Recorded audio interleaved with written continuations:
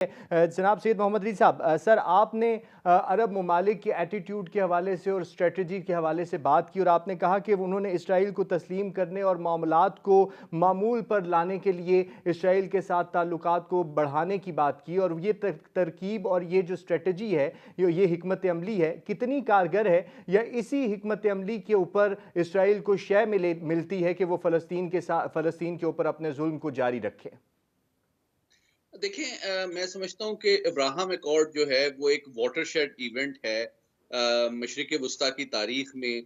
क्योंकि देखें उसमें उसकी जो लॉजिक है अरब ममालिक की जानिब से वो यही है कि बजाय ये कि हम डिफेंस पे इतना ज़्यादा खर्च करें because of our threat perception from Israel, हम जो है ताल्लुकात को नॉर्मलाइज कर दें, एक पीस प्रोसेस करें। और इसी तरह आपने देखा सऊदी अरब और ईरान के दरमियान भी चीन ने जो मुखासमत है उसको कम करने की कोशिश की। तो आपको ये नज़र आता है कि मैं समझता हूँ ये रियलाइज़ेशन किसी हद तक अरब ममालिक में आ रही है कि वेपन्स और कॉन्फ्लिक्ट में इन्वेस्ट करने के बजाय इंटरडिपेंडेंस और पीस और स्टेबिलिटी और सिक्योरिटी में इन्वेस्ट किया जाए। हम्म। तो मैं ये समझता हूँ कि अब हमास को यही एहतमाल था कि अगर ये नॉर्मलाइजेशन के साथ-साथ ओवर्ट रिकॉग्निशन भी हो जाती, तो फिर मसला फ़लस्तीन हमेशा के लिए दब जाता।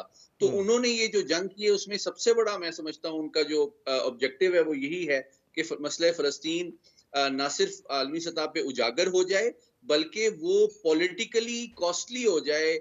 पब्लिक परसेप्शन और स्ट्रीट सेंटिमेंट और अवाम की ख्वाहिशात के हवाले से अरब ममालिक के लिए इसराइल से ताल्लुकात को नॉर्मलाइज़ करना। और ये हम्म। मैं समझता हूँ किसी हद तक उन्होंने बहुत ज़्यादा जानी और माली और मादी नुकसान उठा के किसी हद तक ये टेम्परेरीली शॉर्ट टर्म में ये ऑब्जेक्टिव अचीव कर लिया है। लेकिन लेकिन दूसरा मोहम्मद एक अली बहुत साहब, ये इंपॉर्टेंट फरमा ऑब्जेक्टिव दीजिएगा, जो है। साथ में ये भी फरमा दीजिएगा कि ये जो बात आप कर रहे हैं, क्या ये अवामी दबाव भी इतना कारगर है जितना कि हमें दिखने में लग रहा है, लेकिन इसराइल पर भी कोई असर नहीं हो रहा, सूरत हाल भी वैसी की वैसी है?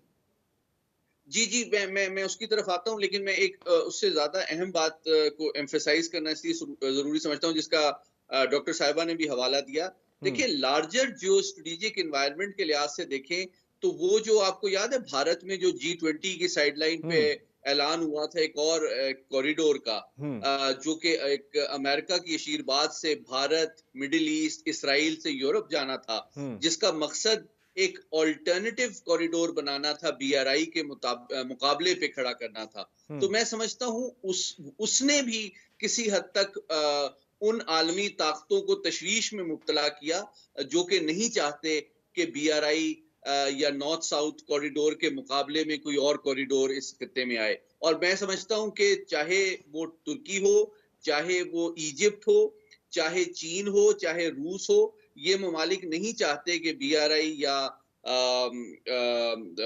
नॉर्थ साउथ कॉरिडोर के मध्य मुकाबिल एक कॉरिडोर बने। और साथ ही साथ वो कंप्लीटली मिडिल ईस्ट को अमेरिकन स्फीयर ऑफ इन्फ्लुएंस नहीं बनने देखना चाहते। तो ये दो तीन जियोपॉलिटिकल रियलिटीज भी इंपॉर्टेंट हैं इस वॉर में। और मैं समझता हूँ शायद इसी वजह से हमास ने इतना बड़ा मतलब स्टेप उठाया इसराइल जैसी एटमी ताकत और इतनी बड़ी ताकत से जंग मोल लेके। लेकिन देखें, ये अलबत्ता एक क्विक कमेंट करके मैं बात कंप्लीट करूं कि जिस तरह मैडम ने भी कहा कि पॉलिटिकल कॉस्ट जो है ना, वो मगरबी ममालिक और जो हलीफ इत्तहादी हैं इसराइल के, हम्म। उनकी बढ़ रही है मीडिया की वजह से और इंफॉर्मेशन की वजह से। क्योंकि they are looking bad before their own voters, their hmm. Own people, their own media by supporting Israel. तो ये पॉलिटिकल कॉस्ट का उनको एहतमाल और इदराक, चाहे वो आप देखें फ्रांस हो, बरतानिया हो, अमेरिका हो, कनाडा हो, वहां पे अब पब्लिक सेंटिमेंट एक उनको नजर आ रहा है कि इसराइल के साथ इस जंग में खड़े रहना, उसको सपोर्ट करना हम्म। हमारे लिए, हमारे सियासी मुस्तकबिल के लिए कॉस्टली है। तो उस कॉस्ट को कम करने के लिए वो बयानात कुछ ऐसे दे रहे हैं जो कि थोड़ा सा बैलेंस करने की कोशिश है। फेस लेकिन सेविंग करने की हकीकत कोशिश में की जा रही है। बेसिक रियलिटी ये है कि वो इसराइल के शाना बशाना खड़े हैं और हम्म। खड़े रहेंगे।